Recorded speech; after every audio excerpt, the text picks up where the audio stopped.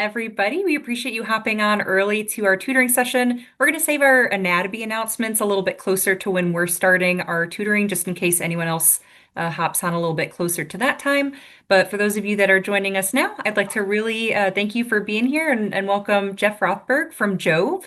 We're incredibly thankful for JoVE's partnership this year in supplying some extra resources to all of you guys and also dedicating their weekend to coming in and talking you through how to use all of these awesome resources that they're providing for free. So thank you again, Jeff, for being here and for walking us through everything that JoVE has to offer for our Anato-Bee participants.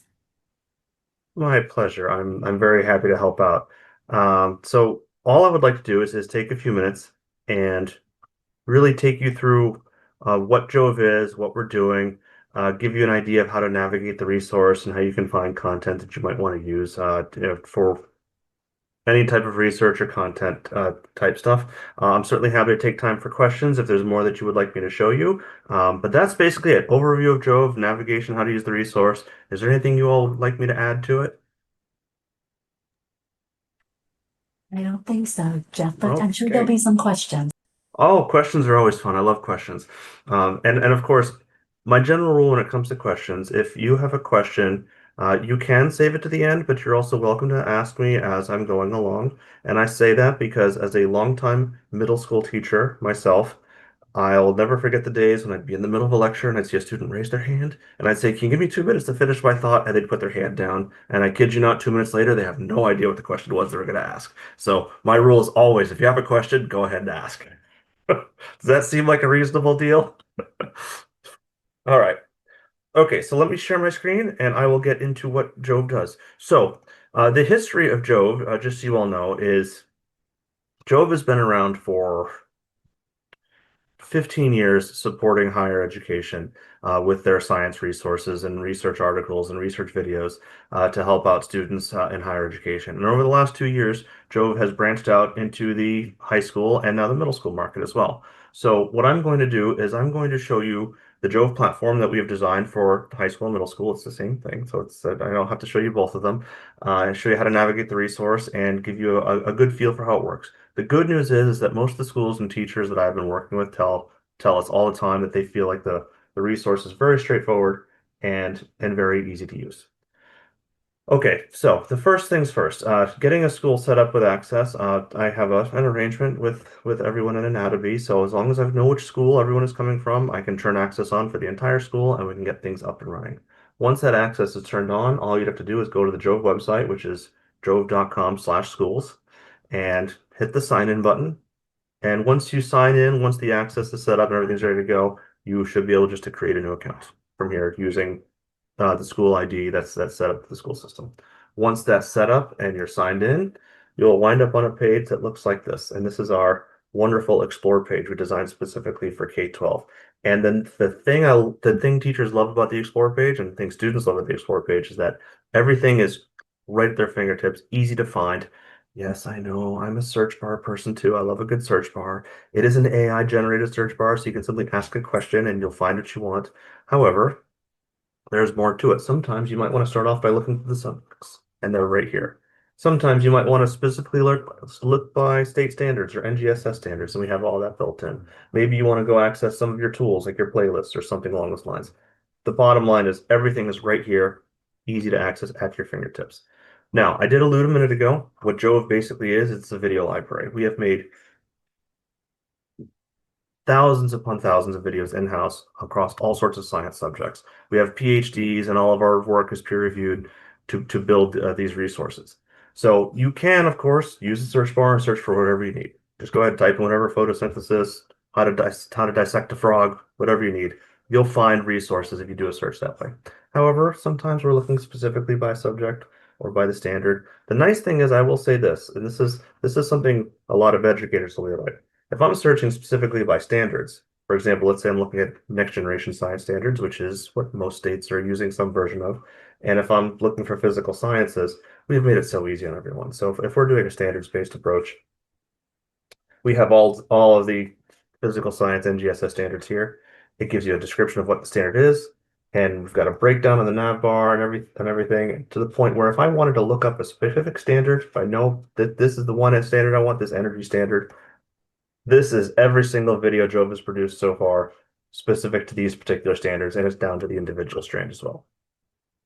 Very easy to find. And then of course you can change everything up here as well, if you would like to as well. I will go back to explore. Other times we might want to search by subject, and you can do that. I'll show you all the subjects, for example, in the view all section. These are our high school subjects. And again, we have our biology, chemistry, physics, and so on and so forth. And then of course we have our research videos as well. I'll get to those in a second. Now, I know everything's video based, so I always get the questions. So you're just watching things all the time?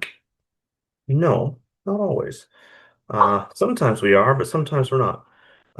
For K-12 and middle school and high school, we've prided ourselves on two specific video types. One is our concept videos, and they are short. And I mean short, a minute and a half long at best. It's perfect for the TikTok generation of kids. And I say that because I have a high school student myself who's always doing this thing. And they are so quick and to the point, and they're visual. It's a really great way to understand a concept, to reinforce a concept. And I'll click on one, for example, one of our concept videos, just so you can get a feel for the page. Scientific method, great place to start. And everything moves faster when you're not in a Zoom meeting. Have you noticed that? So if I'm on a video page, a lot of teachers have told me they feel like this is like YouTube. It looks like YouTube. It feels like YouTube. Yeah, it does. We designed it that way. The difference is that what we have here is peer-reviewed and aligned to standards, which we can't say about YouTube. But the video page itself is going to contain the video itself, which again, I won't play the video, but it is short. It's only a minute and a half long. I can change the language, the subtitles if I would like to. And then if I scroll down, I will find the synopsis, overview, observations, text-based stuff as well to go along with it. So now I did say we're not only watching it because sometimes we have lab videos as well. And lab videos look specifically, mostly in our biology section. I see a lot of them in biology. Let me go back to high school and go to biology. If you can hear my 10-year-old screaming in the background, I apologize. I do have good noise canceling headphones. So we do have every so often for chemistry and biology, you will find lab videos, and sometimes you'll find them here, but you can also search for them as well. The lab videos are designed to be a little bit more interactive for the students.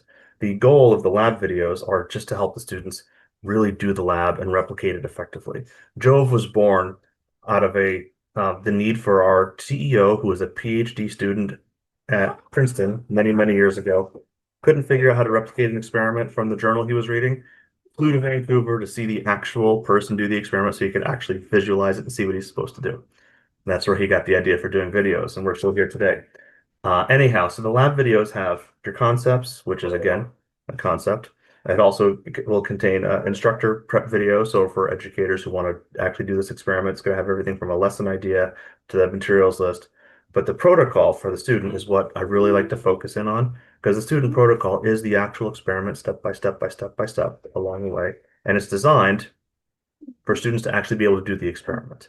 I was not the best science student, so I would have been the student who literally has the laptop in front of me and I would be doing the experiment in real life, but I'm pausing the video as I go to make sure I'm doing things step by step so I'm not making any mistakes as I go. Okay, so those are two.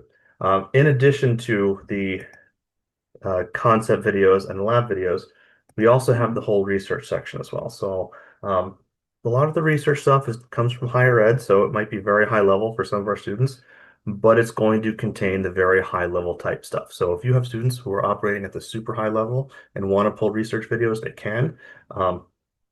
They will just wind up on this page with the research link, and you're going to see the journal videos and the encyclopedia videos. Here's the difference between the two. And of course, all the subjects it covers. Here's the difference. The journal videos are actual live videos that we shot with the people who wrote the paper, did the experiment. So they submitted their paper to us. We went with them, wrote a script, filmed them, doing the experiment, did the voiceover and everything. And then if I click on one of these, for example, I always like the mice one. The difference on this video page is not only do you have the video, which is going to be longer. This one's almost 8 minutes long, but it's going to contain the full text for the article that this author wrote, as well as the summary, a transcript of the whole video, and the citations for this article as well. So if you have students who need to cite these, we make it real easy. Y'all remember when we were younger, we had to figure out how to do the difference between MLA and APA citing? Like, all gone. Don't have to worry about that anymore. It's all right here, ready to go. Make it easy for everyone as well. Um, so this is the journal videos, and then of course we also have the Encyclopedia of Experiments, which is exactly how it sounds. It is a series of animated videos that we have designed to show common experiments that happen all the time, and they could be everything from biology to cancer research, and you can go specifically down into the collections as well. Okay, so I do have a few tips for students because sometimes we might have a series of videos we want to save. So I always recommend you can save videos as favorites, but you can also build playlists. And the playlist is exactly how it sounds. You're building a playlist of videos that you might need for X, Y, and Z, however it goes. There's two ways you can build a playlist. You can simply come to the playlist section and find JoVE collections, find playlists we've already built, or you can just come right here and create a new playlist and pull videos into it. Or you go the other way. I like to think that we're like smartphones where there's six different ways to do the same thing. You might have a playlist created. Like, for example, I have a few playlists already created on Inertia and Henry. I don't know who Henry is. A lot of us use this account. We might have these playlists already ready to go. And we're exploring. Like maybe we're searching. Maybe we're searching on mitosis. I'll go to mitosis. I'll just use this one. Maybe we're searching on mitosis, for example. I've got this concept video, and I think this is great. I want to use this. I want to save this in my playlist. Once I'm on the video page itself, I can, save the link, or maybe I'm in the videos. I'm here back in the concept videos, for example, and I'm on a page that looks like this on the scientific method page. I'll go back to scientific method. This is my favorite video. It's the basis of everything. And I see an add to playlist button.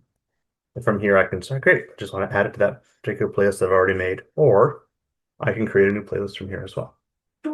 So we have favorites playlists, 20,000 different videos, multiple different video types between concept videos, lab videos, encyclopedia of experiments, journal videos that came with the full source and paper and the citing and everything like that. And as I said, most teachers tell us they feel like it's easy to navigate. The students seem to really enjoy it and they find it engaging because it's visual and we want to see it. And science is very abstract. At least it is to me. And that's what I hear from a lot of my students. It's very abstract. So that's my quick navigation overview, which I hope is replayable. What questions do you all have for me? Is there anything I missed that your students are going to need to see specifically? Jeff, hi, it's Dana. Hi, Yes, so, Dana. hello. Good to see you again. Yes, of course, same. We had talked about for our classroom and earning some badges that Mhm. students would watch a series of 10 videos, taking screenshots along the way, but they also have to do the quizzes. So could you show them how to navigate to the quiz aspect of JoVE and maybe give them a sense of what that looks like? Sure. Okay, so the nice thing about the quizzes is it's right here on the left side on the quizzes. You might have noticed when I was on the video page, there's also an add to quiz button if you wanted to create a quiz. But basically, the quiz page is going to look like this. We have a quiz library of pre-made quizzes as well, but you can also have your own quizzes that have been custom made, custom designed. If Anato-Bee wanted to make a series of quizzes, I could certainly work with you on that as well. Basically, once you're in a quiz and you're on a particular video, for example, I'll go to what are cells as an example. You would see a quiz that includes, oh, hold on. You're translating the quiz into something. Of course, every time I'm being recorded. Okay, so right here, I'm in the quiz itself. And so I'm not taking the quiz right now. This is the building of the quiz. Once it's built, I can send it out and create it, and students can access it that way. But basically, it still looks pretty much the same. We have our quiz. It's a video. Students can watch the video, and then they have their questions. And the questions are over here in this case. They'll be underneath in the actual quiz where they can answer the questions. I'm just in the section where I can edit it. Essentially, all the students would need is the link to the video. We can send it out to them. You can share the link to them. It's as simple as sharing this link, boom, and they'll be able to get to it. And basically, all it is they watch the video and they answer the questions. We just have the ability to use either the pre-made quizzes that we already have, or you have the ability to custom design all of your quizzes. And some videos have 6 questions, some have 3 questions, but you could also have a quiz that has 5 videos and 20 questions, for example. So you can certainly custom design it however you need it to be. How was that, Dana? Did I answer your question there? That's perfect, thank you. And I'll You're just say, welcome. recording then. So students, I'm going to say that for the guidelines for the badge, you can access these quizzes and that would count. And or if you wanted, and they would be able to, right, Jeff, to create their own quizzes and they could share them on our Google Drive. Is that correct? Am I understanding that? What I would recommend doing is there is a way to do it through Google Drive. As a technical question, I have to bring my tech guy in on it, but I do believe that what we could do is create a general quiz that would be if you want a general specific quiz that would appear here in our quiz library, and then that would be accessible to anyone, which is to make sure they have the students have the quiz link and you're good to go. Yeah. Right, and that would serve as a template and then they could customize it however many times that they wanted to. Is that correct? So normally, uh, you normally quiz access is like educator level access as opposed Got to it. student level access. And yes, educators can tweak the quiz however they want. They can have their own quizzes in their library and then share it with the students from there. Yeah. Okay, For the great. for the badge program to clarify on the recording, so what you guys will do as participants is participate in 10 of these quizzes and watch these videos, and then take a screen capture and upload that you've completed the quiz into the Google Classrooms. So that badge will become available sometime in the near future after we've shared this. And I'm not sure if we've really touched a lot on the badge program yet either. So maybe when we get to our introductions as well, Dr. Peterson, you can touch a little bit more on those as well. And to further clarify, we want you to explore JoVE. So we aren't saying that you need to come in and just watch A&P videos. Watch whatever you're interested in. This is a great way to look at different types of STEM and to just look around. I will say when I worked in my lab, we submitted a video to JoVE. So it was pretty cool to kind of see this. And I'm like, oh, this is like the inner workings. So if you ever want to know about muscle excitation, stimulation when it's outside of the body, you can probably find it somewhere in here. But yeah, I The think search bar, in the search bar, Dr. probably the search Wanning's bar. lab. But yeah, so I think just again a reminder, A&P, this is Anato-Bee is a competition about the anatomical sciences. We all know that. But we want you all to get interested in STEM, whether it is the anatomical sciences or medicine. If you like robotics, engineering, there's a lot of people who get into biomedical engineering. But if this is a great way to kind of explore that. So pick whatever you're interested in and do that, okay? And then lastly, I'll just say again, and maybe we can talk a little bit more about this if we have a few minutes right before the start of the tutoring sessions. We also thought that this would be a great resource for all of our Anato-Bee participants by looking at and watching some of these science research, these laboratory videos, so that as you move forward, possibly going on to think about doing some research over the summer between grades in high school, between your graduation and your undergraduate education, or even as an undergraduate, to keep track of the different JoVE research laboratory videos you've watched and be able to explain to a potential, undergraduate principal investigator that has a lab, hey, I was really interested in this topic and I know a little bit about PCR or how to design primers. I think that would give you really a tremendous advantage over someone that hadn't had access to these videos and would have to be sort of taught by the laboratory personnel from sort of ground zero. So this could be a huge advantage for those of you that are thinking about, what's next for me after high school. And I did find the one our lab did, and I posted it in the chat. So this is again, it's kind of really cool because it, like Jeff was saying, like I can say from experience, I'm not in the video. I'm not starred in the video, but our postdoc who did wonderful work in our lab is the one doing the procedure. So yeah, it just gives you an insight, like Dr. Peterson said, into what people do in a lab. And you can probably hear my children screaming too in the background, Jeff. So Actually, I can't. you can't? Oh, that's great. I cannot. Because I can. So yeah, so go ahead and look around Ex- and look Explore. into, I think that's a great idea, Dr. Peterson, look into different kinds of labs. We've had students come up to us, again, thinking about the different interactions we've had and the experiences.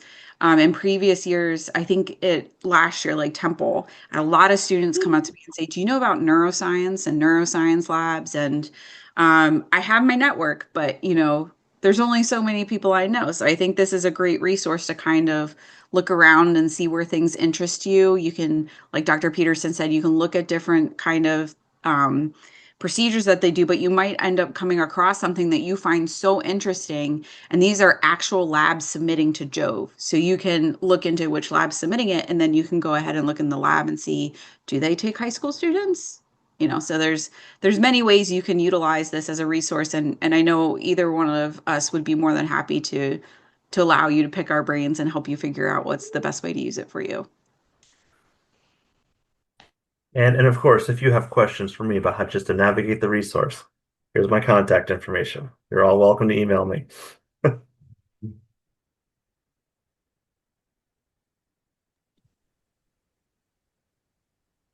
Did anybody else have questions for Jeff or about JoVE or about how to use the resources, where to find them?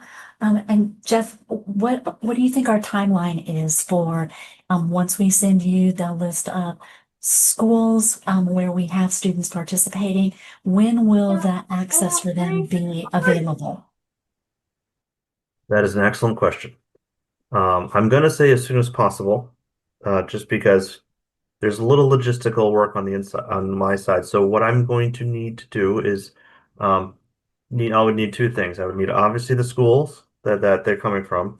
I would need their email domains as well. Yeah, that come from the school. And if there's a different email domain for students and teachers, I would need both. Um, I need to have our one team actually turn on the access for the schools that will run through the whole period. But then I have to have the other tech team make sure the email domains are in the system and properly set up in the system.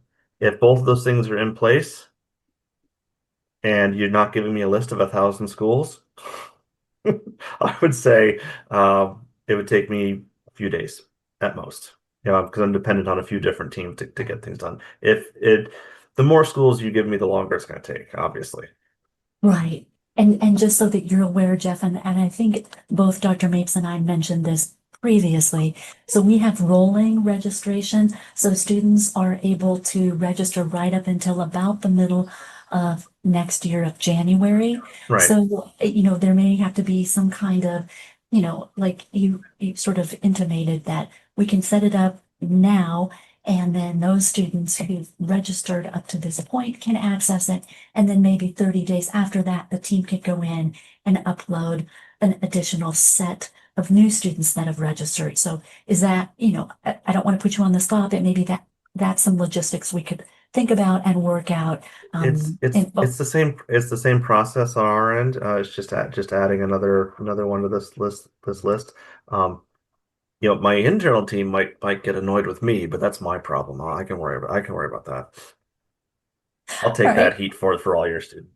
Okay, and then I can tell you that I counted up earlier today. We have about right now 65 different high schools spread across the United States. So the number is not huge at this point. Hey, it's more than we had last year. I just want to thank you for your time and for being so gracious to come on, on a Sunday and right before, before a holiday. So again, really a heartfelt gratitude. No, it's my pleasure. It's just, Um, when it comes to helping out students and their passions, I might be doing this, but I'm still an educator at heart, and I always will be. So it's the least I could We do. did have sorry, I don't mean to cut you off. We did have a couple of questions in the chat before you go, if Okay. that's okay. And yes, we do. Thank you so much. One person had asked if there's any way that they can search historical procedures, or is it just current medicine? And then we do have a question about sending emails in schools. So they had asked, are we going to have to send emails? Where would we send our emails in schools if our schools block external emails and resources?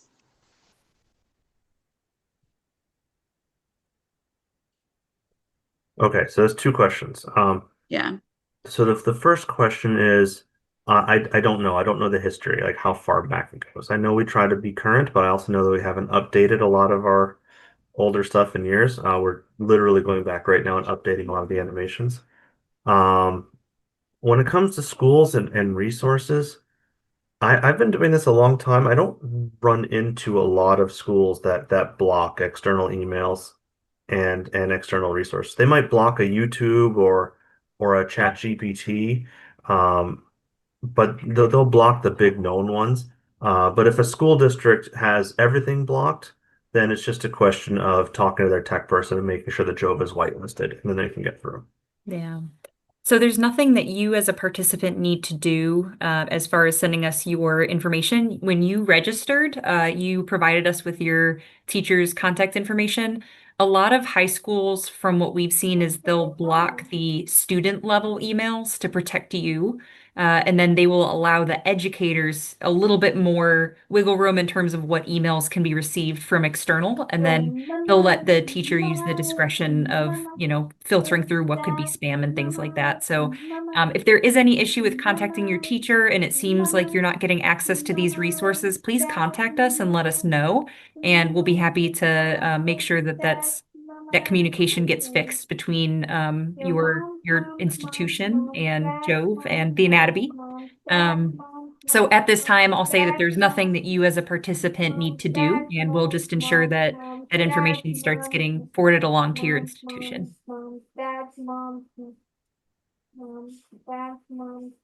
right. Well, thank you again so much, Jeff. We'll keep an eye on the YouTube video when we upload this, and keep an eye on the comments that come in through there and that come into our email address again at info@anato-bee.org, and see if anything comes in there, and just ensure that we can help you guys use this resource and maximize its potential for you. So thank you so much again, Jeff, for hopping on today. Oh, it's my pleasure. I hope you all enjoy the rest of the meeting, and I will go back to make sure my kids are fed because it's 6 o'clock here and they're probably hungry already. Thank you. Thank you. We appreciate it. Thank you. Take care, everyone. Have a good rest of the day. You too. Bye-bye.